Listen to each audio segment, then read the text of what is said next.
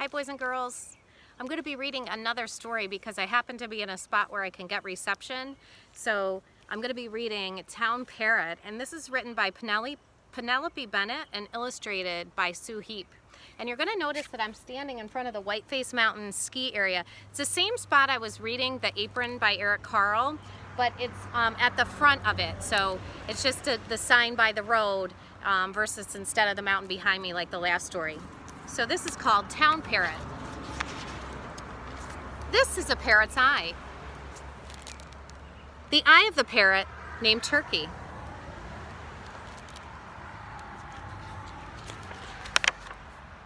Turkey is a blue-fronted Amazon parrot. She looks as though she's flown through a rainbow. The feathers on her head and body are small, soft, and rounded. Her tail and wing feathers are long and strong for flying. She was hatched in an aviary 6 or 7 years ago. This is how she looked when she was 7 days old, 15 days old, 26 days old, 6 months old, and Turkey could live until she's 50 years old. She should be living in a tree in the Amazon forest with a parrot family, but she isn't. She lives on the top floor of a house in town with a writer named Anne. Considering Anne's a human being, Turkey gets along very well with her. Anne works at home, so she spends a lot of time with Turkey. This is what parrots who live with people need.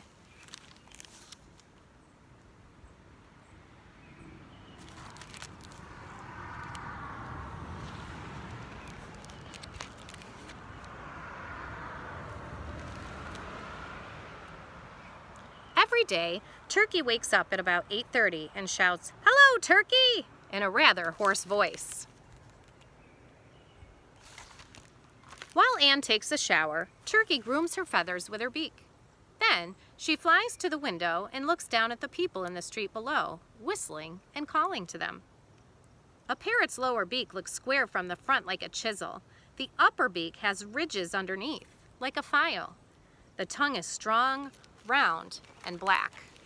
So not only are we hearing this story about Turkey, but we're also learning about Amazon parrots. When Anne goes into the kitchen to make breakfast, Turkey rushes in too. Turkey rushes, her feet pit-pattering on the floorboards. She perches on Anne's shoulder and nibbles her ear. If she's stirring oatmeal, Turkey waddles sideways down her arm and takes the spoon. If she's eating granola, Turkey stands on her lap and picks out the nuts and raisins. When she finds a whole nut, she takes it between her toes and turns it around and around. Parrots are the only birds who can feed themselves with their feet. With her feet, Turkey can waddle, climb, hold, cling, clasp, unpack, and pull.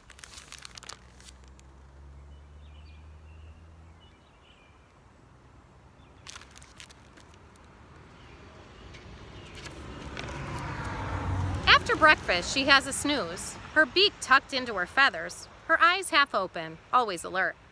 As soon as she hears the mailman, she flies to the hall and watches the letters landing on the mat. Quite often, she attacks them. Parrots need to be busy. In the forest, they're flying, climbing, peeling bark, chattering, and cracking nuts.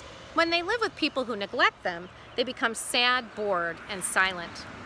When Turkey wants to play, she nips Anne on the hand.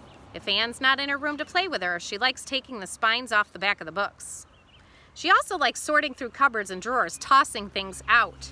Her favorite cupboard was the hat cupboard, until Anne put the hats in boxes. Now she likes the kitchen cupboard best. Wait till you see this picture. Look at Turkey wearing a hat. Sometimes Anne finds Turkey hanging upside down in the hall. When the telephone rings, she attacks it. The last time the phone broke, the electrician said, "Someone's been messing with it." Someone sat swinging innocently on her perch. Turkey has also removed the control knobs from several plastic clocks and uses them to play soccer. Wires can be dangerous. People should be sure town parrots stay away from wires, out of danger.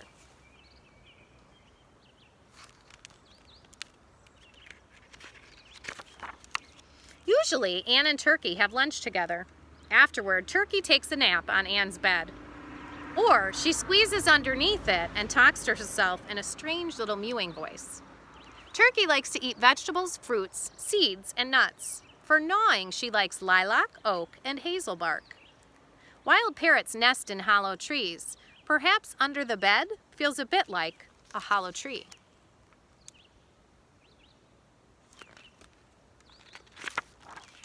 In the afternoon, she helps Anne with her window box. She pulls out the sticks that Anne just put in. Once a week, Anne gives her a shower in the bathroom, then dries her gently with a hairdryer. Turkey does her voice exercises in the bathroom because that's the room where her voice sounds the best. Anne used to think that she wanted her to listen, but she doesn't. She stops as soon as Anne comes into the room. But when Anne wants to listen to music, Turkey insists on joining in, piping and fluting. Sometimes they have whistling duets. Parrots need showers. In the forest, they rain bathe in the treetops.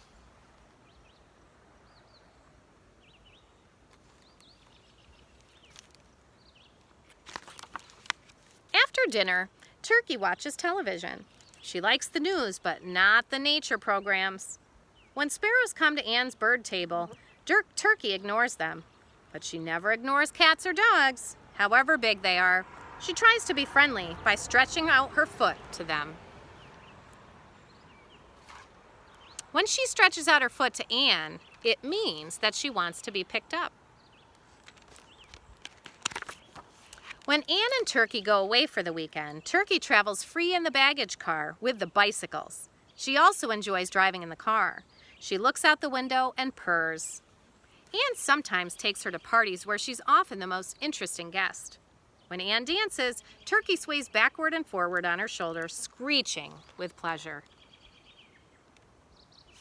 So she has quite a personality, doesn't she? When it's time to go to bed, Turkey follows Anne into the bathroom and watches her washing. Then she wants to be taken to her cage and gets mad if she has to wait. Once she's inside and her cage is covered, she's ready to go to sleep until the next day arrives.